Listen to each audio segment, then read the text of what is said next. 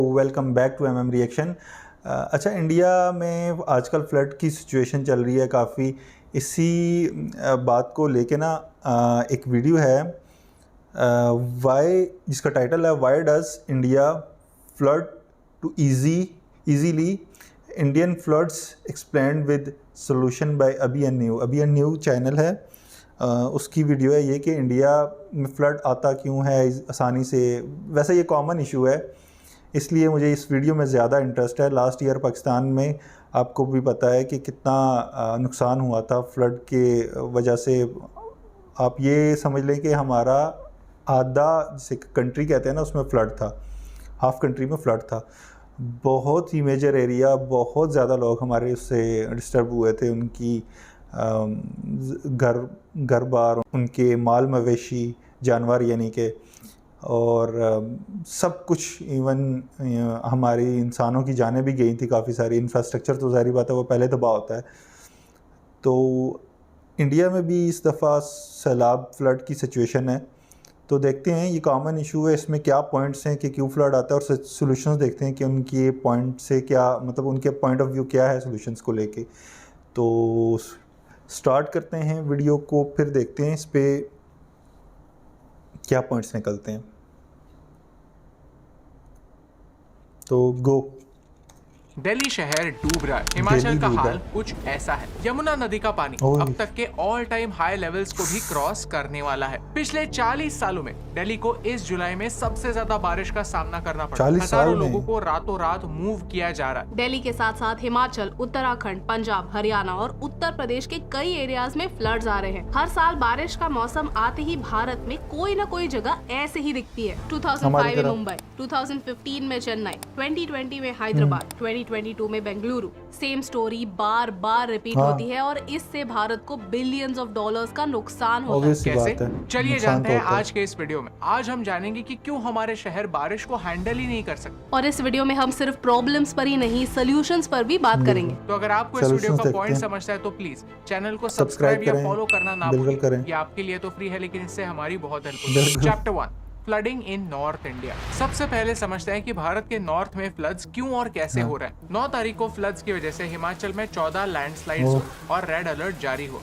At least 7 लोगों ने अपनी जान गंवाई और 250 से ज्यादा लोग बिछड़ गए। 700 से ज्यादा रोड्स ब्लॉक हो चुके हैं। उत्तराखंड में भी हाल कुछ ऐसा ही था। लैंडस्लाइड्स की वजह से 195 रोड्स ब्लॉक हुए। देहरादून में पानी लोगों के घरों में घुस गया और लोगों को उनके घरों से कुछ इस तरह रेस्क्यू करना पड़ा। पूरे उत्तर भारत में होने वाले इस डिजास्टर के लिए हाई रेन्स एक रीजन बताया जाता है, लेकिन क्या ये पूरा सच है? शॉर्ट टर्म में हाँ, रीजन यही है कि जोरों से बारिश हो रही है, लेकिन लॉन्ग टर्म में लैक ऑफ प्लानिंग इस तबाही के लिए ज्यादा जिम्मेदार लगती है। पहाड़ी एरियाज पर क्लाइमेट चेंज का इम्पैक्ट 3 तरह से होता है। बढ़ते टेम्परेचर्स की वजह से बारिश ज्यादा सीवियर और कम समय में होती है। पिघलते हुए ग्लेशियर्स नदियों का स्तर बढ़ाते हैं और नदियों के किनारे बिना सोचे होने वाली डेवलपमेंट आगे जाकर डिजास्टर बन जाती है। बिहार और आसाम की बात करें तो ऑलमोस्ट हर साल यहाँ फ्लड्स आते हैं, लेकिन कोई इम्प्रूवमेंट नहीं दिखती। ये रिपोर्ट देखिए, यहाँ हमें साफ साफ दिखता है कि 2001 से लेकर कंसिस्टेंटली हिमाचल में फ्लड्स आते हैं, लेकिन फिर भी अथॉरिटीज ने नदियों के किनारे पर होने वाले इन घरों पर कोई एक्शन नहीं ली।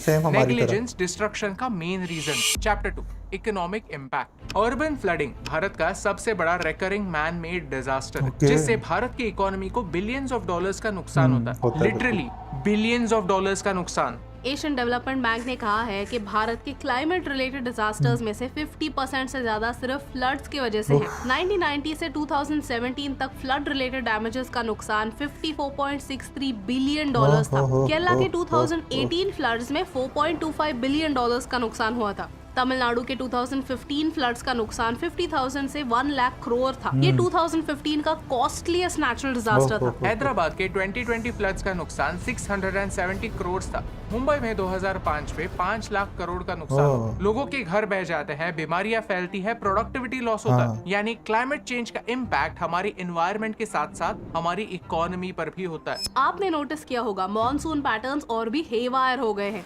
साइंटिस्ट कहते हैं कि फ्यूचर में रेन्स और इर्रेगुलर रेगुलर होंगी। What does this mean? महीने के कुछ ही दिन बारिश होगी और जब बारिश होगी तब बहुत ज्यादा बारिश होगी, और हम यही आज भी भारत के कई शहरों में देख रहे हैं। यानी मुंबई में 2005 में जैसे बारिश हुई थी वैसे इंसिडेंसेस बढ़ने के चांसेस हैं। ये सच्चाई है और हमें इसे एक्सेप्ट करने की जरूरत है। ना करें, सामने सिचुएशन नजर आ रही है जिनको अगर हमें फ्लड्स के इस प्रॉब्लम को लॉन्ग टर्म में सुलझाना है तो रूट कॉज समझनी ही होंगी। यहाँ सबसे इम्पोर्टेंट पॉइंट ये है कि फ्लडिंग इज नेचुरल। फ्लड्स कोई नई कॉन्सेप्ट नहीं है। गंगा और ब्रह्मपुत्र जैसी नदियाँ सदियों से फ्लड होती आई हैं और साथ में फर्टाइल सिल्ट लाती भी हैं। इसीलिए नदियों के किनारे इतने फर्टाइल होता है। तो प्रॉब्लम क्या है? प्रॉब्लम है अनप्लान्ड डेवलपमेंट, जो इस फ्लडिंग का रीजन बन जाता है। ये है वियतनाम। भारत की तरह यहाँ भी बहुत बारिश होती है, लेकिन फिर भी अगर आप गूगल पर वियतनाम सर्च करेंगे तो आपको उनके शहर कुछ ऐसे दिखेंगे, क्योंकि उनके शहर वेल प्लान्ड है।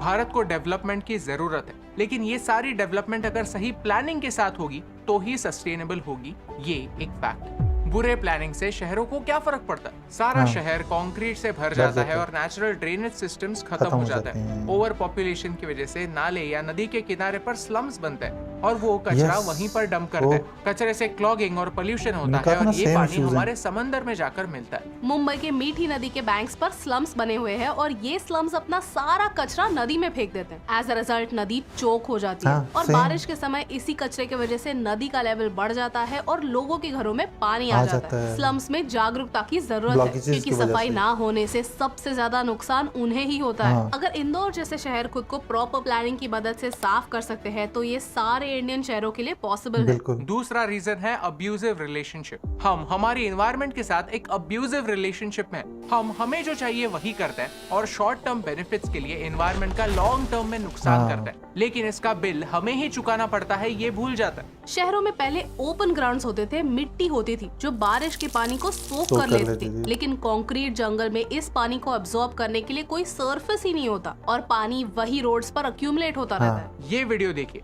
इसमें आपको दिखेगा कि कैसे प्लांट्स के रूट्स सॉइल को पकड़े रखता है। ट्रीज के लीव्स और कैनोपी एक नेचुरल अम्ब्रेला जैसे काम करते हैं और कई रेन ड्रॉप्स अपने लीव्स में पकड़ के रखते हैं। ये रेन ड्रॉप्स बाद में इवेपोरेट हो जाते हैं और ग्राउंड तक नहीं पहुंचते। ट्रीज के एक्सटेंसिव रूट नेटवर्क की वजह से वो पानी एब्सॉर्ब करते हैं और उसे ग्राउंड तक पहुंचा देते हैं। ट्रीज का एक कॉम्प्लेक्स सिस्टम होता है। अगर एक एरिया में ट्रीज को पानी मिलता है, वो अपने हिस्से का पानी ले लेते हैं और अपने रूट से पानी को दूसरे पेड़ों तक पहुँचाते हैं ताकि उनके नीड्स फुलफिल हो। अब हमारे शहरों में हमने पेड़ काट दिए और जो पेड़ बचे हैं उनके आसपास कंक्रीट डाल दिया है। कई बार रास्ते बनाते समय म्युनिसिपैलिटी पेड़ों के रूट्स कट कर देती है, जिसकी वजह से ट्रीज का बैलेंस चला जाता है और विंड्स की वजह से वो गिर जाते हैं। जहाँ पेड़ होते हैं वहाँ 10 इंचेस प्रति घंटे बारिश का पानी एब्सॉर्ब होता है। ओपन ग्राउंड में सिर्फ 4 इंचेस एब्सॉर्ब हो पाता है। जब हैवी रेन्स होते हैं तब ओपन ग्राउंड्स में फ्लडिंग होता है और पानी के साथ सॉइल बह जाता है। पेड़ तो पोल्यूटेड ग्राउंड वाटर को भी क्लीन करते हैं। इतने सारे बेनिफिट्स होने के बावजूद हमारे सोसाइटीज में ना ओपन स्पेस होता है और ना कोई पेड़, सिर्फ कंक्रीट होता है और बारिश की सीजन में पानी। एक रिपोर्ट में लिखा था कि 30 सालों में मुंबई ने 42% ग्रीनरी खो दी है। तीसरा रीजन है श्रिंकिंग वाटर बॉडीज। बेंगलुरु और हैदराबाद जैसे शहर अपने लेक्स के लिए जाने जाते थे, लेकिन इनका इम्पोर्टेंस हम भूल गए। ये लेक सिर्फ नेचुरल ब्यूटी के लिए नहीं, फ्लड मैनेजमेंट के लिए भी इम्पोर्टेंट थे, क्योंकि ये रेन के एक्सेस वाटर के लिए एक स्टोरेज एरिया बन जाते थे। ये मैप देखिए, ये हैदराबाद के वाटर बॉडीज की कहानी बताता है। 1989 और 2001 के बीच हैदराबाद में 3245 हेक्टेयर वाटर बॉडीज वैनिश हुए क्योंकि उनके ऊपर कंस्ट्रक्शन किया गया। This area is 10 times bigger than Hussain Sagar lake. 1960s में बेंगलुरु में 262 लेक्स थे, लेकिन आज सिर्फ 10 लेक्स में पानी है। ये वीडियो देखिए, इसमें साफ दिखता है कि कैसे वाटर बॉडीज पर एंक्रोचमेंट हुई है और इससे फ्लड रिस्क ड्रामेटिकली बढ़ गया। कई लेक्स में बिल्डर्स कंस्ट्रक्शन वेस्ट फेंक देते हैं। बेलांडुर लेक इतना पोल्यूटेड है कि उसमें बार बार आग लगती है and one of the reasons is construction waste. Lakes naturally एक दूसरे से कनेक्टेड होते हैं, लेकिन इन कनेक्शंस को भी तोड़ दिया जाता है और उन पर कंस्ट्रक्शन किए जाते हैं। लेक्स को रिक्लेम करके उन पर कंस्ट्रक्शन किए जाते हैं। ये बहुत शॉर्ट साइटेड मेंटालिटी है, जिसकी वजह से हम हर साल हमारे शहरों में एक मैन मेड डिजास्टर देखते हैं। रीजन नंबर 4 है मैनग्रोव्स। ये वीडियो देखिए, इन्हें मैनग्रोव्स कहते हैं। ये दिखाता है कि कैसे मैनग्रोव्स कोस्ट को बचाते हैं। कई शहरों में मैनग्रोव्स या फिर वेटलैंड एरियाज होते हैं। वेटलैंड यानी एक ऐसा एरिया जहाँ पर पानी अक्यूमुलेटेड होता है। कुछ दलदल जैसे। ये एरियाज लगते ही वेस्ट ऑफ स्पेस है, लेकिन वेटलैंड्स फ्लड मैनेजमेंट के लिए इम्पोर्टेंट होता है, क्योंकि वो पानी एब्जॉर्ब करता है और इस फ्लड के पानी को शहरों तक आने से रोकता है। मुंबई जैसे मेगा सिटी में 44 इयर्स में 71% वेटलैंड्स गायब हो चुके हैं। भारत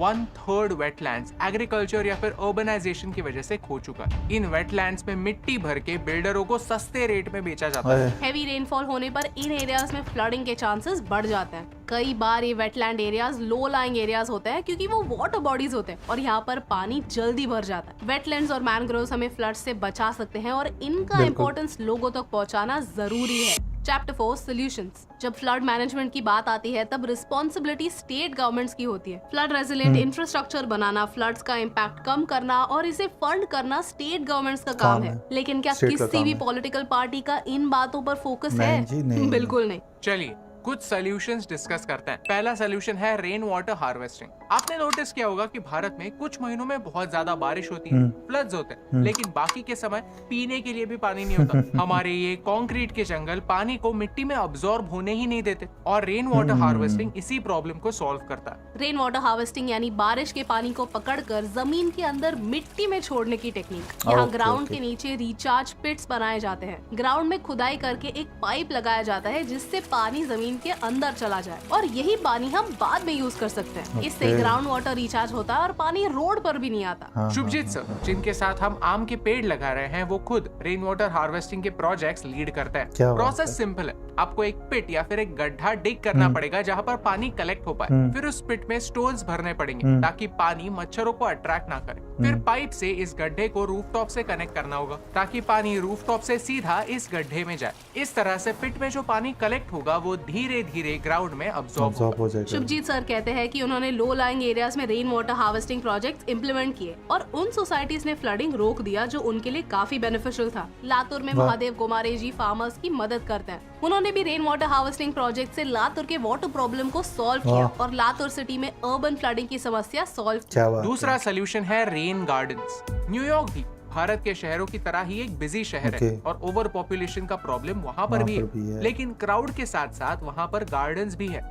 हर न्यूयॉर्कर एक गार्डन से बस 10 मिनट की दूरी पर रहता है। न्यूयॉर्क में 2021 में एक साइक्लोन की वजह से फ्लड्स आए थे और उसके बाद अथॉरिटीज ने डिसाइड किया कि वो हर एरिया में ऐसे छोटे छोटे गार्डन्स बनाएंगे जो पानी को सोक कर सके। न्यूयॉर्क में 2300 ऐसे गार्डन्स बनाए जा रहे हैं। ये गार्डन्स रेगुलर रोड लेवल से थोड़े लो लेवल पर बनते हैं ताकि पानी उसमें फ्लो हो सके और ये पानी फिल्टर होके ग्राउंड वाटर बन जाए। इससे पानी रोड्स पर नहीं ग्राउंड में जाएगा और ग्राउंड वाटर बन के साल भर हमें बेनिफिट्स देता रहेगा। इन्हें रेन गार्डन्स कहते हैं। रेन गार्डन एक टिपिकल गार्डन के मुकाबले 30% ज्यादा पानी अब्सॉर्ब करता है और इन्हें कहीं पर भी बनाया जा सकता है। फ्लाईओवर्स के नीचे, बिल्डिंग के पास, कहीं पर भी जहाँ पर पानी डाइवर्ट हो सके। अगर आपकी अथॉरिटीज या फिर आपकी हाउसिंग सोसाइटी ऐसे ही कोई प्रोजेक्ट्स लेना चाहती है तो फिर रिसोर्सेस अब यहाँ पर बढ़ सकता है। यानी रिसोर्सेस की कमी नहीं है, बस इरादा होना चाहिए। चाइना में स्पॉन सिटी का कॉन्सेप्ट पॉपुलर हुआ है। स्पॉन सिटीज में अथॉरिटीज पेवमेंट्स में जितना हो सके उतना ओपन लैंड रखते हैं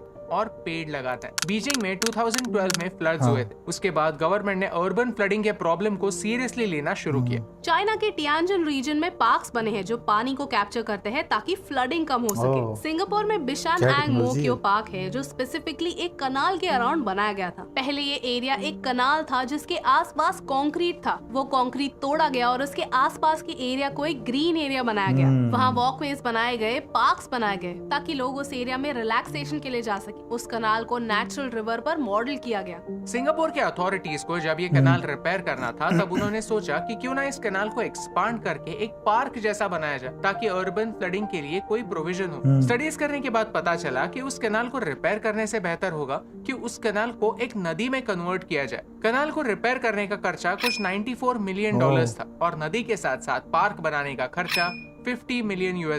तो उन्होंने वही किया। अब अगर यहाँ पर फ्यूचर में कभी फ्लड्स आते हैं तो पार्क के पानी अब्सॉर्ब करेगा, यानी इतने सारे पेड़ इस पानी को शहर में आने से रोकेंगे और लोगों की जान बचाएंगे। बैंकॉक की एक university Asia's largest urban rooftop farm के नाम से फेमस है। 22,000 स्क्वायर किलोमीटर्स की तामासाट यूनिवर्सिटी क्लाइमेट चेंज का सामना मॉडर्न आर्किटेक्चरल सोल्यूशन से कर रही है। बिल्डिंग्स को एक इंटरेस्टिंग वे में डिजाइन करके ये यूनिवर्सिटी इंश्योर कर रही है कि वो सारा रेनफॉल अपने लेवल पर कैप्चर कर पाए। बैंकॉक का ही एक दूसरा एग्जाम्पल है जहाँ पर चुलालॉन्गकॉर्न यूनिवर्सिटी ने अपने ओपन स्पेस को सेंट्रल पार्क जैसा एक ओएसिस बनाया है, वो भी ठीक बैंकॉक के बीचों बीच। ये पार्क स्पेशली डिजाइन किया है ताकि जब फ्लड आए तो ये ज्यादा पानी पकड़ सके। इस डिजाइन को आप देखेंगे तो ये नोटिस करेंगे कि ये रेस्ड प्लेटफॉर्म्स हैं। ये रेस्ड प्लेटफॉर्म्स अपने लेवल पर पानी सोक करते हैं और लोगों को रिलैक्स करने के लिए ज्यादा स्पेस भी देते हैं। ये सारे ग्रीन रूफ्स और पार्क्स पेड़ों की जड़ों की तरह पानी को अब्सॉर्ब करते हैं और जो पानी अब्सॉर्ब नहीं होता उसे कलेक्ट किया जाता है ताकि वो ग्राउंड में बाद में अब्सॉर्ब हो। जितना पानी ये पार्क बचाता है उतना पानी इस पार्क को 20 दिनों के लिए सस्टेन कर सकता है। Chapter 5 conclusion. सी, भारत के बारे में बोला जाए तो हम भी ये सारे सॉल्यूशंस अपना सकते हैं। हमारे पास भी कई इनोवेटिव माइंड्स हैं, फिर भी हम मीडियोक्रिटी का पाथ चुनते हैं और हमारे शहरों को बुरे डिसीजंस के पैरों तले दबा देते हैं। Green roofs, green gardens, rain water harvesting, ये सारे टिप्स एंड ट्रिक्स अफोर्डेबल हो सकते हैं और ये लॉन्ग टर्म तक रिजल्ट्स देते हैं। इन्हें अपनाना नेचुरल होना चाहिए। अगर कोई भी म्युनिसिपैलिटी ऑफिशियल इस वीडियो को देख रहा है तो मेरी उनसे एक रिक्वेस्ट है कि प्लीज अपने शहरों को इस मैन मेड डिजास्टर से बचाइए। और अगर आप एक आम इंसान है तो इस वीडियो में बताए हुए सॉल्यूशंस अथॉरिटीज तक पहुंचाने में हमारी हेल्प कीजिए। चलिए सॉल्यूशन का हिस्सा बनते हैं। हमारे देश को 1% ही क्यों ना हो बेहतर बनाता है और यही इम्पोर्टेंट बात आप तक पहुंचाने से मुझे फर्क पड़ता है। सेन की वीडियोस बड़ी इंटरेस्टिंग होती हैं, बहुत ही इंटरेस्टिंग होती हैं। पहली तो बात यह है कि हमारे जो इश्यूज़ हैं, जैसे मैंने पहले भी कहा था, कॉमन है। हमारे जो लास्ट ईयर बहुत ही बड़ा डिज़ास्टर हुआ था फ्लड की वजह से, हमारे लोगों की जानें गई, हमारा एग्रीकल्चर तबाह हो गया था। उसके बाद ज़ाहिर बात है वो जब पानी जो होता है वो ज़मीन सोख कर लेती है, हमारा एग्रीकल्चर तबाह हो गया था। लोगों की जिसे कहते हैं जानें ख़तरे में थी, बहुत ज़्यादा लोग जानें गई भी, उनके जानवर वो भी गए। और सेम इशू है यहाँ पर भी सेम इशू है। आपकी इंक्रोचमेंट्स होती हैं नदी नाले के करीब, दरिया के करीब। हाँ, बड़ा फेमस हमारा वो होटल था, नाम उसका मेरे ख्याल से हनीमून था। सवात, हमारे नॉर्दर्न एरिया सवात वाली साइड पे था, सवात पे था। तो वहाँ पे फ्लड आया और वो बह गया। उससे पहले भी वो एक बार टूटा था फ्लड की वजह से ही। उसके बाद फिर रिकन्स्ट्रक्ट हुआ, फिर वही काम हुआ। तो मतलब कि बार बार गिरना है, उठना है, लेकिन हमने वो जैसे कह रहे हैं इरादा नहीं है सही होने का। तो बाकी इन्होंने सॉल्यूशंस बड़े ही ज़बरदस्त बताए, इतने इनोवेटिव सॉल्यूशंस दुनिया ने अपनाए हुए हैं, लेकिन अभी हम उस तरफ जा ही नहीं रहे। जैसे आप बता रहे हो कि आपकी जो लैंड है वो आपने सस्ते दामों दी, इंडिया की गवर्नमेंट ने दी या अथॉरिटीज़ ने दी बिल्डर्स को, बिल्डर्स ने फिर कंस्ट्रक्शन की। इसी तरह हमारे यहाँ भी यही है, कंस्ट्रक्शंस हो रही हैं सस्ते दामों या जिस तरह भी लेके कंस्ट्रक्शंस कर रहे हैं, और वहाँ पे फ्लड आ रही हैं, फिर लोग तंग हो रहे हैं, जाने जा रही हैं, उनकी चीज़ें तबाह हो रही हैं। अब ये जो है ना, ये वाला जो मामला है, जो इन्होंने कहा कि हमें इनफरादी तौर पर, यानी कि एज ए इंडिविजुअल भी इसको आगे बात पहुंचानी पड़ेगी, ताकि वो अथॉरिटीज़ जो है ना वो आएँ, इसमें हरकत में आएँ और काम करें इस तरह के इनोवेटिव्स जैसे इन्होंने बताए हैं, इन्होंने बता दिए हैं। तो जो लोग इस तरह के मतलब कि वो डिज़ास्टर्स को देखते हैं, इस तरह के जो डिपार्टमेंट्स में काम करते हैं, उनको नहीं पता ये चीज़ें, ज़ाहिर बात है पता होंगी, लेकिन माल बनता है ना भाई, जहाँ से तो वहाँ पर ही तो तवज्जो जाएगी ना ऐसे थोड़ी है। तो अब क्या कह सकते हैं, सेम इश्यूज़ हैं हमारे और आपके, और बस स्टे सेफ, जहाँ पर भी हैं सेफ़ रहें, एक दूसरे का ख्याल रखें। मिलते हैं फिर अगली वीडियो में, तब तक गुड बाय।